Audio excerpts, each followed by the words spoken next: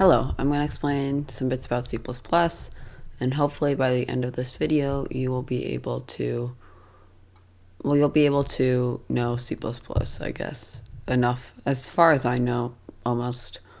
So, first thing I'm going to do is I'm going to create an example project. I'm just in Visual Studio 2022 Preview, but it doesn't matter which Visual Studio you're using, or even if you're using Visual Studio at all, if you can navigate that stuff. I'm just using Visual Studio. I believe the current non-beta one is 2019 community 2019. Let me look it up. Visual Studio community.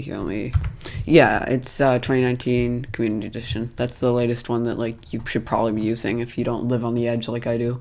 I'm just gonna create a console. All this really is just basic stuff. The console is pretty minimal. It's pretty close to the empty project. There's not much that's set up for you.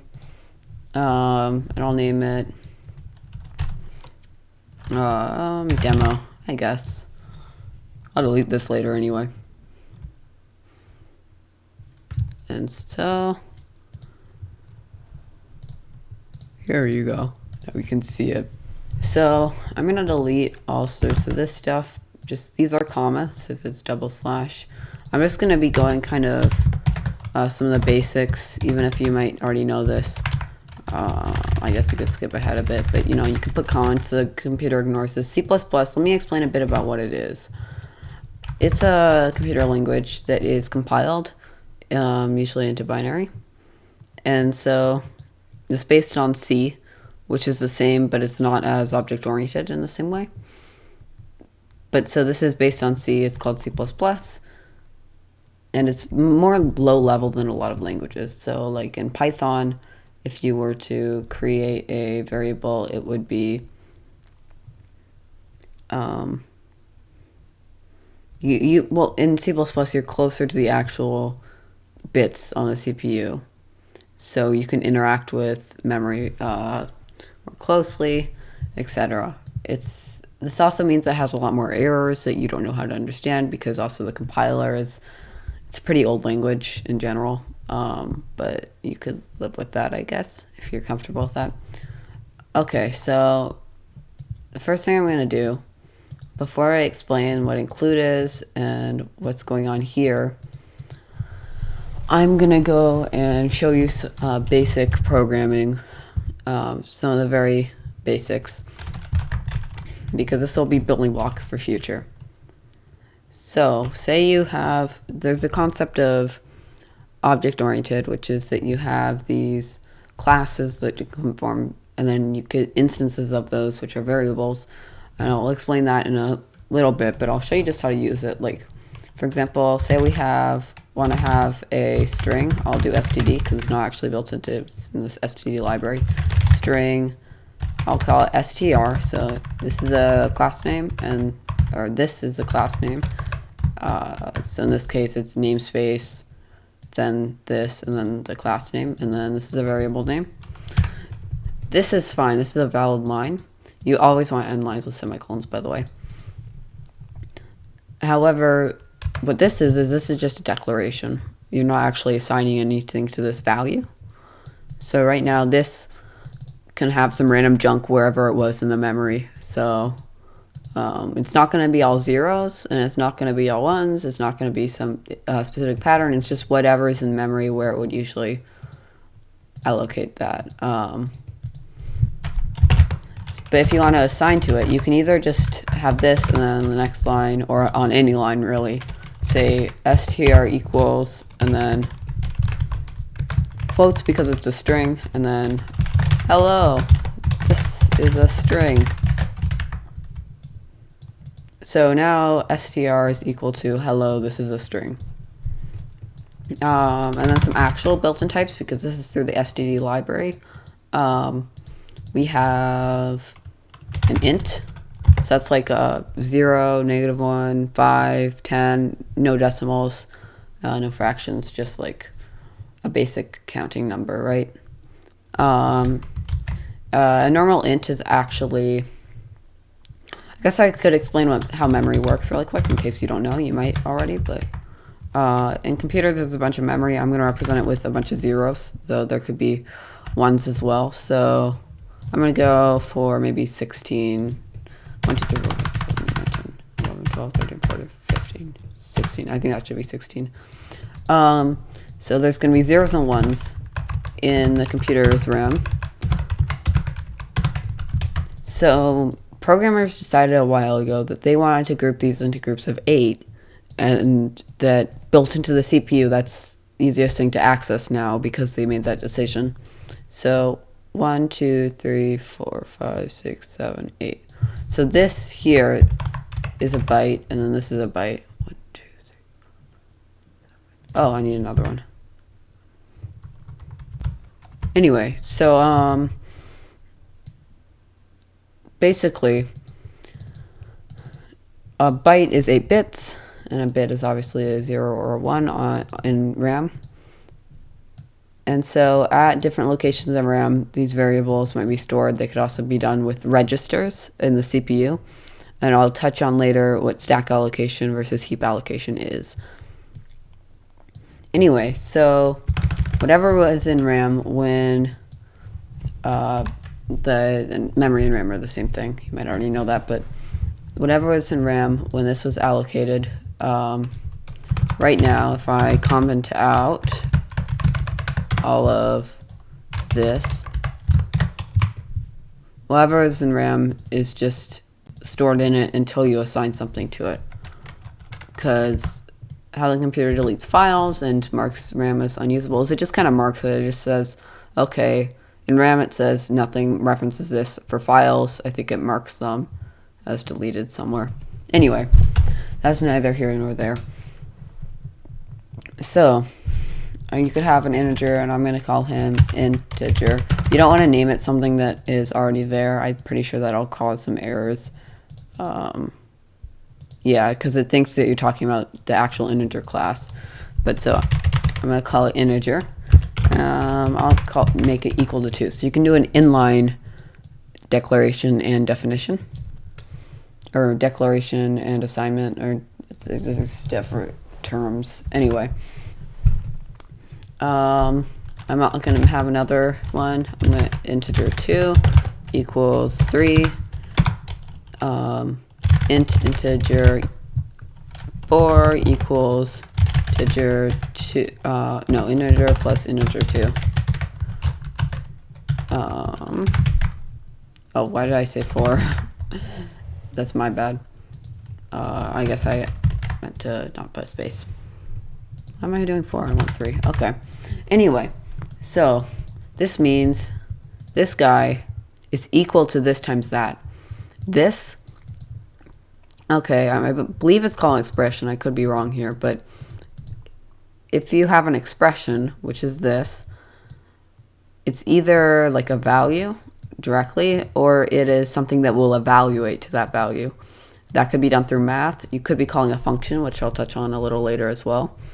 So I could have integer 4 equals my awesome function that I would have defined somewhere else.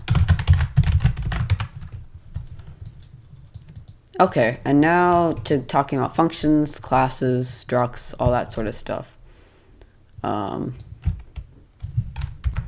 Okay, so the first thing I'm going to explain is functions. So you can define them just outside of here. For example, you're going to say function. I did not mean to write that. Wait. Oh, okay. I'm just used to other languages really quick because I was writing in JavaScript earlier today. Now remember, so for C++, you're going to write the type that would output, so basically the class. So let's say this will output an integer. So I'm going to write int, and then I'm going to write the function name, whatever I want to call it. I'm going to call this my awesome function. Then you're going to put these 2 parentheses. And then if you want to, well, first I'll just explain what a function is with just no parameters. So you're going to have a bunch of stuff in it, I guess just code, lines of code and programming and all sorts of awesome stuff like that. So you could define something, int my integer equals 0. int negative equals nivelin. Just some stuff like this. I'm going to show you something called a float, which is another type. That's just a decimal number that takes up 4 bytes. So an integer takes up 4 bytes, a float does 2, a double takes up 8 bytes. Anyway, so like a float would take up 64 bits, I believe, because 8 times 4 is 32. A float is 32 bits, a double is 64 bits, an integer is also 32 bits. Anyway, I'm going to call this float, or my float equals 0.53334, I don't know, does not matter.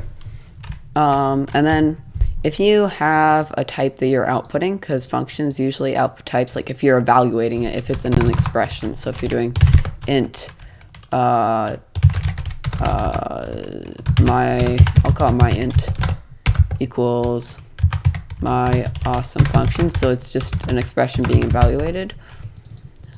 You're going to want to have your type. You can also have this be void, which means it doesn't return anything. And what I mean by return is if I write return my integer plus 3, for example, or I could say int out for output equals my, doesn't matter, I'm just naming it that, integer plus 3, and then I could return out. I'm going to comment this output, we'll call this random junk, so you can see how useful comments can be, because you could just put them anywhere. Anyway, so what this means is that when this gets evaluated, it is going to be evaluated with whatever is being returned. Right, so you could also call this void, which means it's a special thing that means it does not return anything. This is for functions you just want to do stuff. This is complaining up here because it's saying my integer, this integer type, you're assigning it something that doesn't even have a value. It's not going to return anything. Value of type void cannot be used to initialize an entity of type int.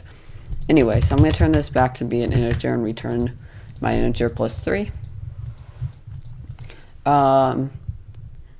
Then now I'm going to explain what a class is. So with class, and then it would be, I'm going to call this my class. And usually people, or sometimes people, will capitalize class names just to differentiate them from variables and such. I like to carry on that habit. Anyway, my class, you'll notice it has a semicolon at the end. Anyway, never mind, I want to show structs first. I meant to do that. Then I'll show classes, because they kind of build on structs. So a struct can have functions and it can have variables. It doesn't actually have variables though. It just has kind of, people call it a blueprint, and I think that's a good analogy. So I'll show you what I mean. So if I have int, I'm gonna call this also my integer. Something to note is I'll touch on scopes a little later, but it's fine that we have my integer here and there because it's in different scopes. This is in this scope. This is in the this scope. But so like if we had two different int my integer equals 5, it would complain here. If you want to just assign something, I don't know why it's not complaining right now. When I try to compile, it will complain. If you just want to assign an already existing one, you don't have to give the type specifier. Anyway, that's just a little note. I cannot delete. Okay. Anyway, int my integer, int my float, Std, that's a namespace, string my string, and then I'm going to have a function, and this function is going to be void, like it won't return anything. My function, and this is going to say,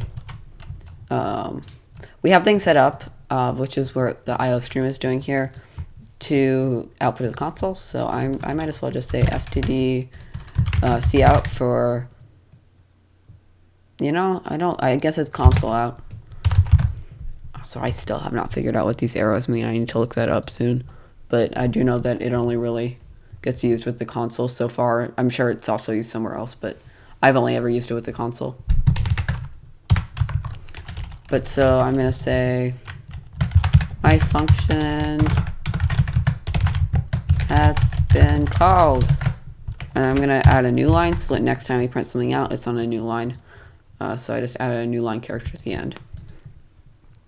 This is called an escape sequence, by the way. So like if I have a string, I'm just going to put this. It'll complain, but I'm just going to show you here. I can type stuff, right? And then I can, there's certain codes like N for a new line, this for tab. There are a few others, I think for each one. This isn't one. So what this will do is it'll try to escape this. It won't really be able to. It'll probably throw an error because, anyway, yeah, I'm back. So this will not be able to escape this because it's not a known escape code. It'll complain, but you can, if you want just a slash, it's built in so that you can have a slash escape a slash, which is just basically have a backslash. Forward slashes are just normal forward slashes, by the way. They're not special in the same way that backslashes. Anyway, I'm going to get rid of this original STC out just so that we don't print out multiple things because it's annoying. I don't know why it's called my class. I want to call it my struct because it's a struct now. Okay. My end equals my awesome function. Let's see. And then, because this is a class name, well, it's a struct name. I was calling it or it's a type name. I was calling it class with this stuff. In this case, it's classes. But really what I meant to say is, so what goes here is the type, which could be a struct or a class or all sorts of stuff like that. So my struct equals, oh wait, no, that's built-in. My struct, I'm going to do it like, this is how I usually do it, where I have it not capitalized if it's just my variable and capitalized if it's the class, just so people can see which one's which. It's nice for clarity. And then parentheses, this is for stack allocation and not heap allocation. I'll talk about that a little later. Actually, I might as well talk about it now. So on the CPU, there's basically these tiny bits of memory that are kind of used as working memory that line to line it'll put stuff into, take it out of. There's not very many of them, but there's a way to like create virtual ones that makes it a little slower, but that's what happens if you have lots of stack allocated variables. Anyway, basically, if you want something to just be in your scope, which is just basically your block that you're in, so this would be scope of this function, everything there you can't see from outside. And I mean by that, like, you can't access all the variables here. Kind of same with this, though these, it's more like kind of like a namespace where, but not really, but like where you do like my struct dot my integer equals 5. Why is it complaining? Fish must have class type, but it is type my struct. I don't know, I'll figure it out later. But so like, for example, here in this function, all this stuff is really stack allocated, which means that it's just kind of stored in the registers. It's not really permanent. It's yeah. Now, if you want something to persist longer and stay in RAM, that's when you would do heap allocation. So instead of doing my struct with the parentheses, it's just a basic initializer, so that gives it like its value. You do something like my struct equals new my struct, I believe. Something like this. I know you use the new keyword. Oh yeah, because you get a pointer back. And I'll explain what pointers are a little later. Because it's, but just a basic summary of pointers is they point to a location RAM, which makes sense. So you just get a pointer to where it is, and then you could convert that back to the actual thing by doing my struct. I'll talk about pointers in a few minutes. So this would actually point back to what you're actually going to be using. Anyway, that's heap and stack allocation for you really quickly. Where was I? Oh, right. Okay. Oh, I know, because it's not a class. Why was I using this? That's my bad. Anyway, that's probably why I was complaining about new. Anyway, my struct dot my integer equals 5. Oops, yeah. Okay. But yeah, so like it's not a class, which I'll touch on in a little bit, but my struct 2 equals new my struct should work, I think. Oh yeah, because I need pointer, everything. Yeah, okay, anyway. That is that. I'm gonna call its function my struct dot my function. I'm gonna call that. It's void, so I don't even you can call non-void, like you can't call this function without passing into anything as an argument. So I could do my awesome function just like that. You're just not using the value it returns. It still does this stuff. So now if we build this, well, that sucks. Identifier not found, because apparently, oh, right, I think this needs to be before this. I forgot that C++ cared about that stuff. I think this guy too.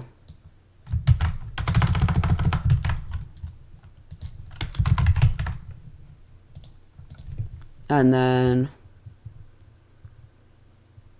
perfect. Now if we run it,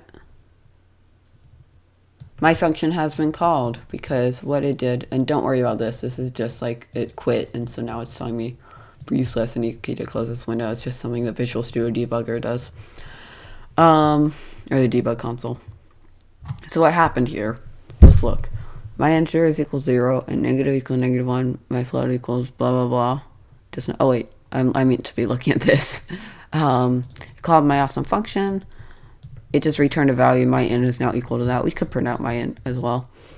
My struct was declared, and then its integer is 5. Does not matter because we don't even use it.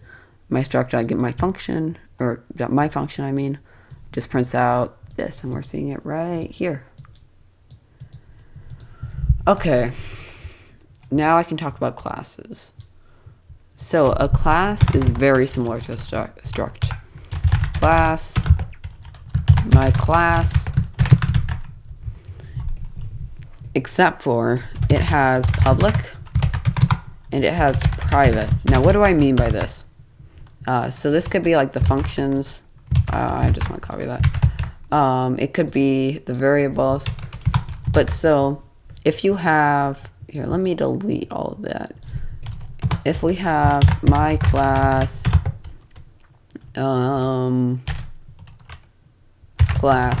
my class, because class will throw an error because it's the use thing, equals, no, actually, I'll just, okay, if you have that, and then you do my class dot my function,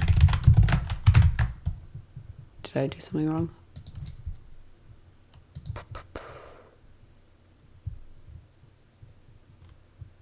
Wait, what? Why are you complaining? My class, just a second. Okay, I figured out the issue, it was my bad. So it comes down to if you have a constructor or not for your class. So first, I'm just gonna explain it without a constructor. Okay, so you would do my class, just like with the struct, without the parentheses. Then you would my class.function, and I'm gonna say classes, my function has been called. Right, so that's all the public stuff. You could do my class dot my integer. Also, I give them some assigning, so it doesn't complain if they don't have a value. My class dot my float. You could say like int integer equals, or floating point, I guess. I'll just do a dash. Nobody really does that, but oh, that's why, because you can't do it. Okay. Yeah, so you're assigning this class's integer's value. You're copying over the value, not the reference to it or the pointer to it or anything. You're copying that value over into this integer. Same with the float.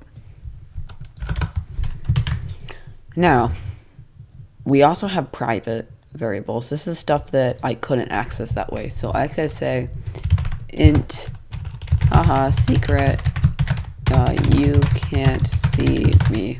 I wish I could put an apostrophe, but I cannot. Because like that would do a complaint. Because it thinks it's like a character or string or whatever. Anyway, I'll say it's 10. Watch this. My class dot, it's not showing up in Visual Studio because I cannot access that. But what they're called member functions if they're part of a class or a struct. They can access it. So secret, you can't see me. You even notice in Visual Studio, I think it has this little lock. It means it's private. So yeah, you just denote that with public, and then all your public stuff private. I think you might be able to do like private integer equals 5. I think. No, you can't. Okay, I thought maybe you could, but yeah, you could access that. So you could say equals 3 now. Anyway, let's see what's next on my notes. Okay, right, back to some. Wait, I did that. I guess I could review classes and structs a little bit more. So just as a review, the main important bits is that structs, functions are just stuff that will get evaluated to something or run code. Well, they'll do both. They'll run code and they will get evaluated to something if there's not void. So you can have any time that could be like an std string if it returns an std string. Structs are blueprints for variables that can hold different stuff. Classes are the same, but they have public and private. And then in memory, a struct is just the variables because the function is stored separately from all. It's not stored in the actual instance, in the actual, it's in the blueprint, but not really in the instance. You could still access it by doing instance dot, but in the actual memory, it's just this integer, and then right after that, that integer, right after that, this string. And because of this blueprint, it knows how to interpret that memory. Same with classes. It's just all the public variables. I think maybe the private variables. Yeah, no, it would have to be the private variables too if it's storing those. And the reason that you would have a private variable here and not just like int, and this is also private because it's just within this function scope and it's not returning it. Int integer stuff equals 5. The reason you'd have it here and not there is that so it's persistent through function calls. Because I could call my class dot function as many times as I want. Dot my function. Each time int thing equals 5, it will always be set to 5. Or if we just have int thing and then later set it to something, it's not going to be persistent through those. But this is going to be as long as we have my class. It's stored in my class. Okay, let's see. Now I'm going to explain if statements, while, do while, and for. So, if statements, it's just saying if this expression evaluates to 2, because let me show you, a bool is boolean, it's short for boolean, I'm going to name it boolean. It can be either true or can be false. Oops. Anyway, so you can do if, so this is what an if statement is. You're going to have these curly brackets, by the way. Oftentimes in C++, people put them in the next line, but most languages it's just kind of like this, I'm pretty sure. And I'm used to that. If, here, bool thing equals true. If thing, so thing will evaluate to true. You can also do what's called a, okay, now I forgot what it's called. But you can do like a comparison sort of thing. instead of equals, which will assign true to thing, for example, if you do equals equals, it's saying if this thing and this thing is equal. So if true equals a thing equals true, how will this evaluate? It'll take thing, it'll look at its value, it'll see, okay, there's an equals equals, so I'm going to say if thing is the same as, and then true. So if thing is true right now, and thing would be the same as true, this will be evaluated, and this inside the runtime as it's being run, this will just turn into true. It'll basically be that. It'll be evaluated as true. You could just write if thing, because thing is already true or false, so that works fine. But like if you have an integer, integer equals 5, you could say if, or integer, because we already have equals 3. It does not, it is 5. So this will not, this code in here will not be run. There are also some others. There is less than, greater than, and this usually just is for like integers, for example. There's less than equals and greater than equal to. So this will be if integer is 3 or higher. This means if it's higher than 3, this also works on floats. Integers, just any number type, by the way. Less than equal to, I think you get the picture. The equal to is whether it includes this number, and this is what you're comparing. You could also do something like, again, you can take advantage of how evaluating and stuff works. So integer plus 3 is less than or equal to 3. It's obviously not going to be, because 5 plus 3 is 8. 8 is not less than or equal to 3. But I'm going to go to greater than or equal to, or just greater than 5. So this will be run. Will be run. Well, if you want to see what happens if it's not, so what you could do is you could say, and this is a naive approach, if, and I'm going to progressively go towards what's better and better. Not this here, in these cases, when it's evaluating these, this will get the opposite value. It doesn't even need to be used in a if statement. We could say bool, it's for booleans mostly, bool thing 2 equals exclamation point thing. This means it's going to be the opposite of thing. So if thing is true, thing 2 is false. If thing is false, thing 2 is true. But so if the opposite of, and I'm going to put parentheses around this. I love putting parentheses just to make sure that the compiler does exactly what I want, but I don't know if I need it. But if integer plus 3 is greater than 5. So this means if it's not greater than 5, because you're saying, okay, it's greater than 5, and then reverse that value. So this is kind of like what will happen if this does not happen. This will happen. And if this does not happen, this will happen. Right. So I'm going to write opposite of above for whether it will happen. Actually, I just won't write anything because it's kind of hard to word. Now I'm going to explain.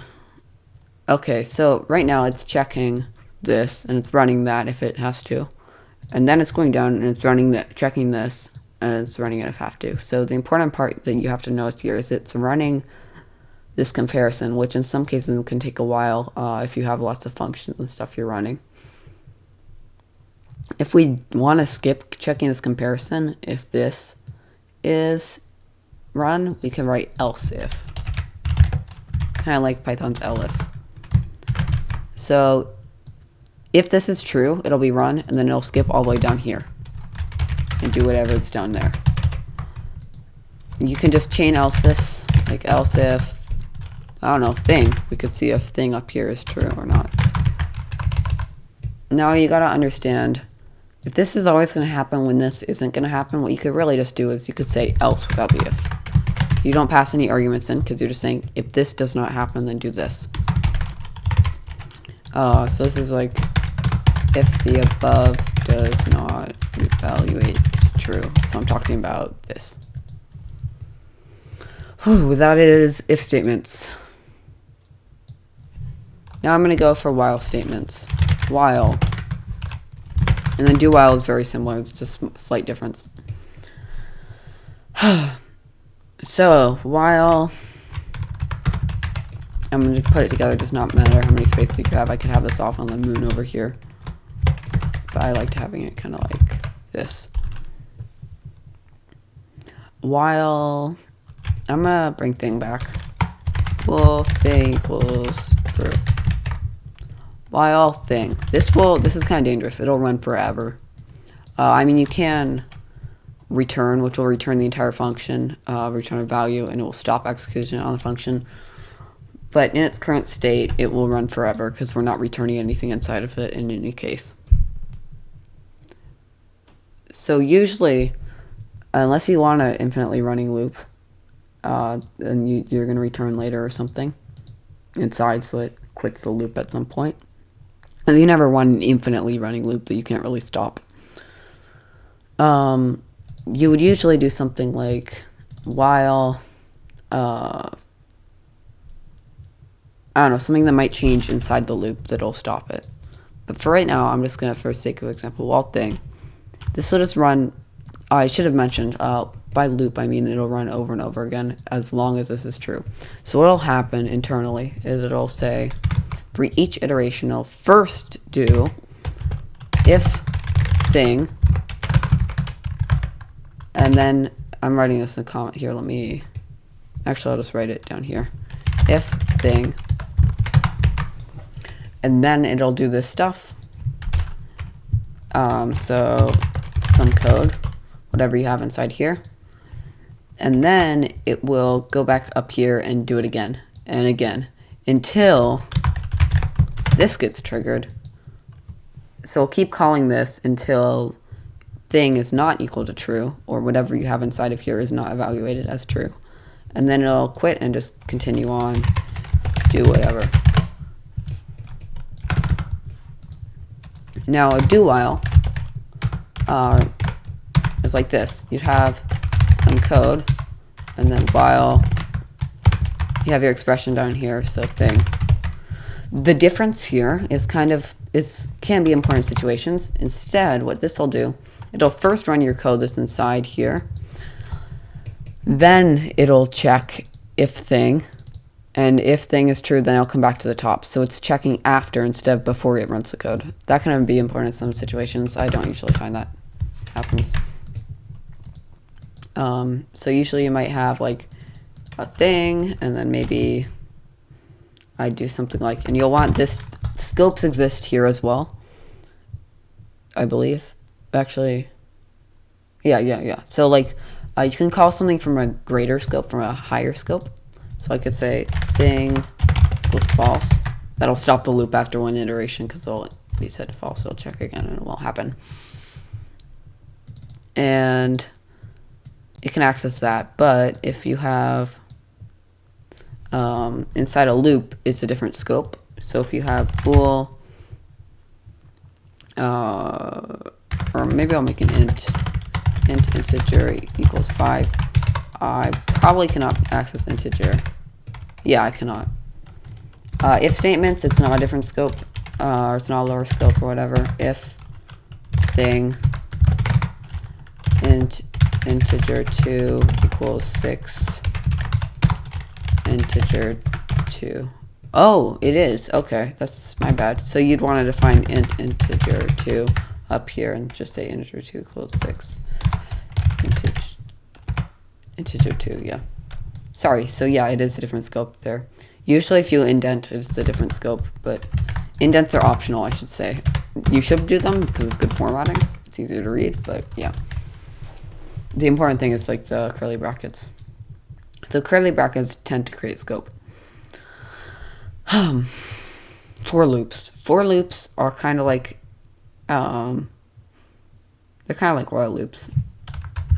So I'm going to write out for loop real quick. For int, I'll type it out first, then I'll explain it. Int, or I'll call it I equals 0, I is less than 5, I plus plus. What the heck is going on here? I'm going to translate this over to a for loop. This is for loop, or to a while loop. For loops are like shorthand while loops. So while, first I'm going to say int I equals 0.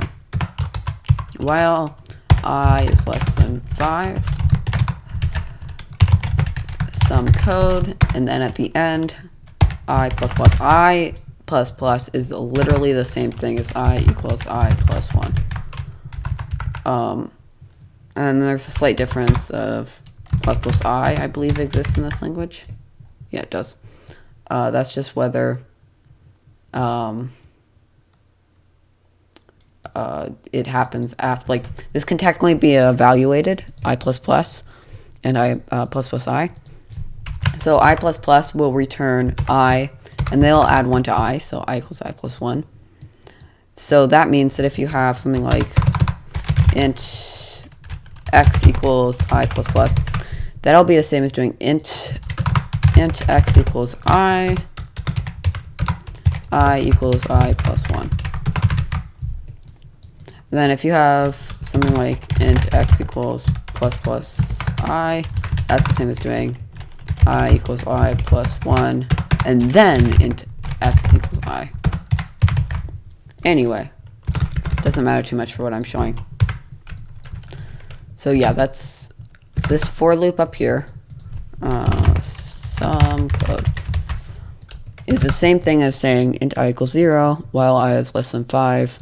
Run some stuff, and then at the end of that iteration, add 1 to I. So now this would be 1, and that would be 2, 3, 4, 5. And then eventually it'll say, oh, wait a second, I isn't less than 5 anymore. Let me stop this loop. So that'll be when I is 5 or more, because it's not less than or equal to. If it's less than or equal to, it'd only be when I is 6, because we're adding 1. It's an integer. It's not like it would be 5.5, 4.3. Anyway, that's neither here nor there again. So what you want to have here is you want to have one expression or line or whatnot, one expression, then like an expression that can be evaluated, and then something like I plus plus, or you could write I equals I plus 5, for example, or 1, 0. I don't know why you would do that. The loop would go infinitely because it's never going to be less than greater than 5. The most common for loop you'll see is something like this, though, because that's used a lot.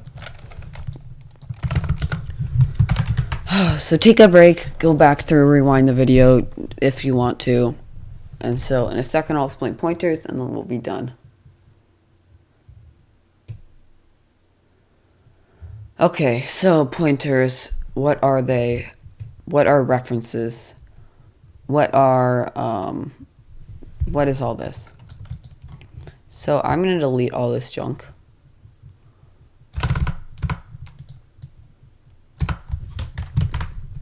And then I'm going to create a, why did it scroll down? That's weird. I'm going to create a variable. Int I equals 5.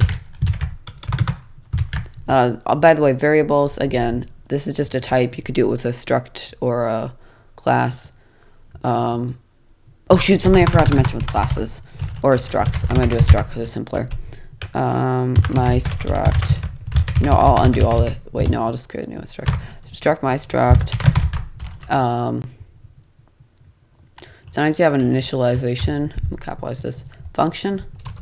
And so that's where you would use the parentheses to initialize it. So if you have my struct, just like this, it doesn't have a return type. That's part of how C++ knows. Also, it needs to be named the same thing as your struct. Now, if you want to pass in variables, you can. Int I equals, or int I, not equals. I don't know why I was doing that. And then you could do whatever initialization, so any setting up you want to do for your struct. And so then, instead of, if you have a parameter, you would initialize this as my struct, or I'm going to call it struct. No, I can't actually because that's used. I'll call this A. You would pass in your integer here.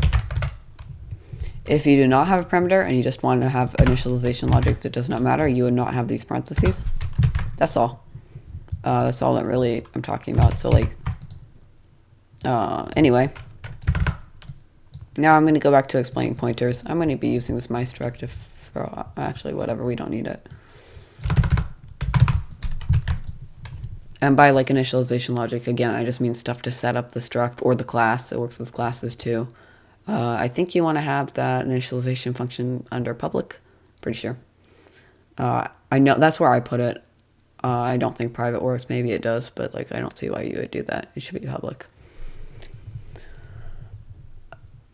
That's something I need to test, but I'm pretty sure you need it under public because it's the initialization function. I don't know why I'm going on this tangent, but now I can explain pointers. A pointer is just basically an integer value at its core that points to a position in memory where your actual value is located. So int, and then I'm going to have, first I'm going to explain what all the symbols mean. So this means, okay, this is a integer pointer, so it's going to point to an integer. If you have, because the symbols are all used for multiple things and all sorts of weird things like that. If you have int with like this, that would be a reference. I think you could also have it on the other side, but I don't know.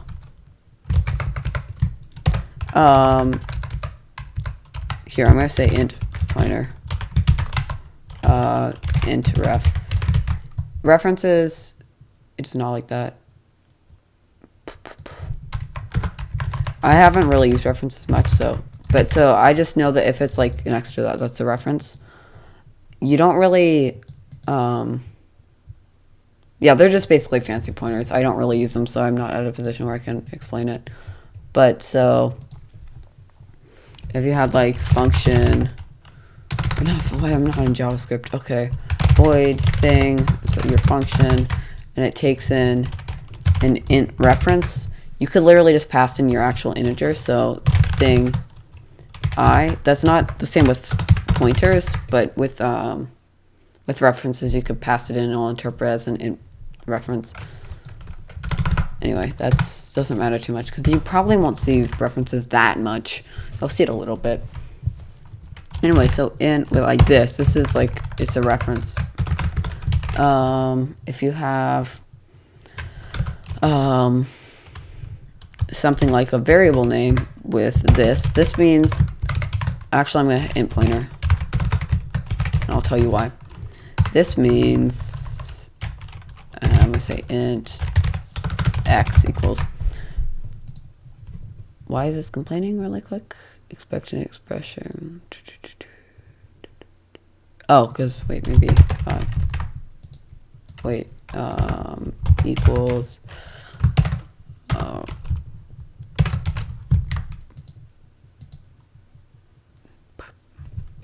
oh, maybe this needs to be on the other side? Okay, that's why. So if you have, and I'll explain this line in a bit, but if you have, to summarize, if you have star by your class type, that means that it's a pointer to that type of variable. If you have the little asterisk or the and sign, that means it's a reference to that type of variable. If you have a pointer before your variable name and your an existing variable, it means, okay, this variable is a pointer, which it is. It's an integer pointer. It means get the value at that pointer, get what it's pointing to.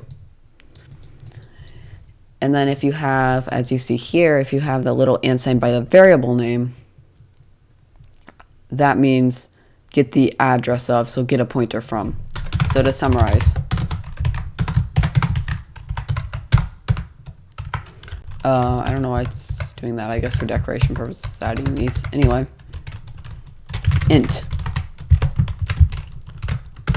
pointer to an integer. I'm just using integers a bunch, but they're a pretty standard type. That's why. Now int. I believe this can go after. I know it can also. I think it can also go before. I don't know. I don't use references much. Again, to integer number, like a fancy pointer. Int pointer. I'm just calling them variable pointer. It's just like the variable. Integer number from from pointer. And then finally, I'm gonna call I, just like I have up here. Pointer from from variable. I'm gonna rewrite this. It's not always an integer number. I'm just gonna call this IPDR because it's the variable I'm using here is I anyway. Variable value.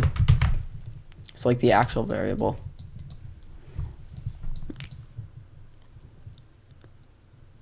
So yeah, that's pointers. You'll often find that functions ask for them because if you have a function, say you have a really big thing that you want to pass. Why do I keep doing that? Void function, and it's going to ask for an int pointer. Well, actually, yeah, it'll be an int pointer, but imagine that the class that you're passing in is really big. I just don't want to set up a big class right now. What you would actually be doing if you were to do just function without that. Here, I'm going to make a new function so you could see. Void function no pointer int. So if I were to call this function no pointer with my variable I, and I'm going to make I equals 5. What it's doing is it's copying the value of I into this function. So it's actually right now existing in two places. It's existing here and it's existing here. Well, actually it's like stack allocation. It's kind of weird, but it's copying the value into here, not up there.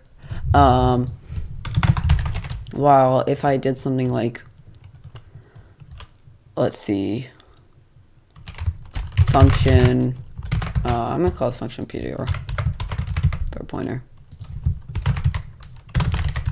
And then I gave it address of, remember that's what that does. It's going to be calling this guy and it's going to give him a pointer to the integer. And that's going to be more memory efficient. Now, I don't know if I've touched on this. Did I touch on? I think I might have touched on heap. Oh, I already touched on heap allocation, stack allocation. But something like a sort of thing you should know is I'm going to have void, it's a normal function. No, I'm going to return int, or int pointer. You could use it like a type name. I guess it kind of is one. And I'm going to say int I equals 5. Return address of I. I've been talking so much, my side hurts. And if I call, I'm going to get a pointer, int pointer equals function, right? I don't think this will work how you might expect it to work. You might expect it to return a pointer to a value 5, but because this is stack allocation, this is temporary, so it'll return you basically like a dead pointer. It won't really point to much that's useful, pretty sure. If we just had it return just an int and copied the 5, that would be fine because it would be copying it over. But if it's pointing to 1, it's not the same. Now, if we did heap allocation instead of stack allocation, int I equals new int. I think I can do that. No, maybe I need to. Wait a second. Ints are kind of, they're like a built-in type. I've never actually made a new one of these. Here, let me, just a second. Oh, that was my bad. It wasn't anything to do with ints. It's just that you have to remember when it's creating a new one, and this doesn't take any arguments. It gets a pointer to it. It returns a pointer to it if you're doing heap allocation, because that's really the important thing, is that pointer. Yeah, so this would work fine. again, we don't need to get the address of something that's already an address, or like get a pointer from something that's already a pointer. So we got to get rid of that. And this would work how you would expect. But whatever I had before, this would not, but this would, because this is getting a heap allocated variable pointer to that instead of a pointer to something that's just stack allocated and will get thrown away. Anyway, yeah, I believe that is. Oh, I missed something. Includes. You'll notice that this is an include.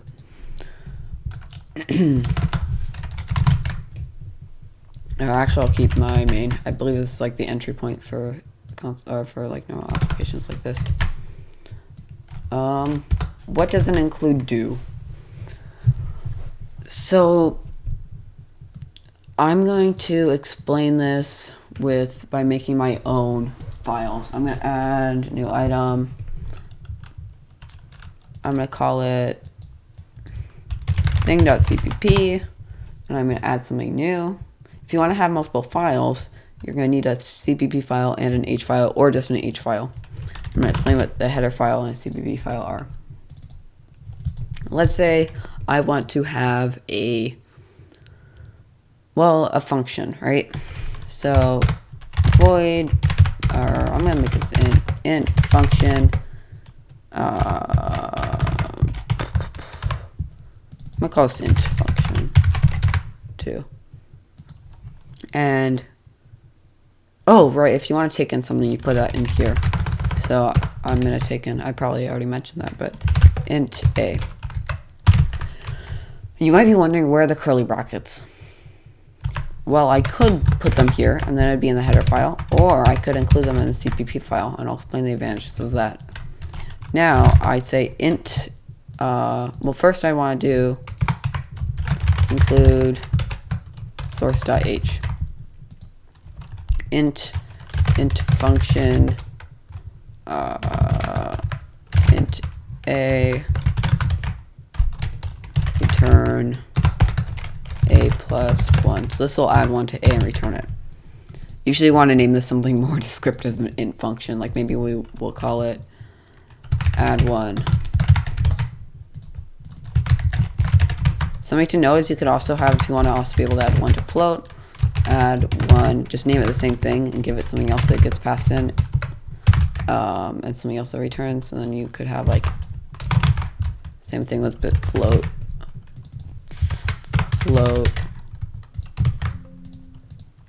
Right. That is the same thing. You could also use template functions, which are like if you're gonna type, I think like type T or something like, no, I think it would be template. It doesn't need to be called T, but it can be. And then you'd have T, so like we'll have it return a type of T. This is basically, instead of writing float, you're writing, okay, whatever type you're passing in. And then test, or I'll call it function. Why not? And then you pass in T, and we're call the variable bar name. I believe this will work. Let me actually research template functions really quick. I forgot. Ah, right, my bad. So instead of having this template T like that, you'd have template open these little stuff, type name, and then T. Okay. And now you can run stuff with it, and then return. I'll just return the thing that they send in.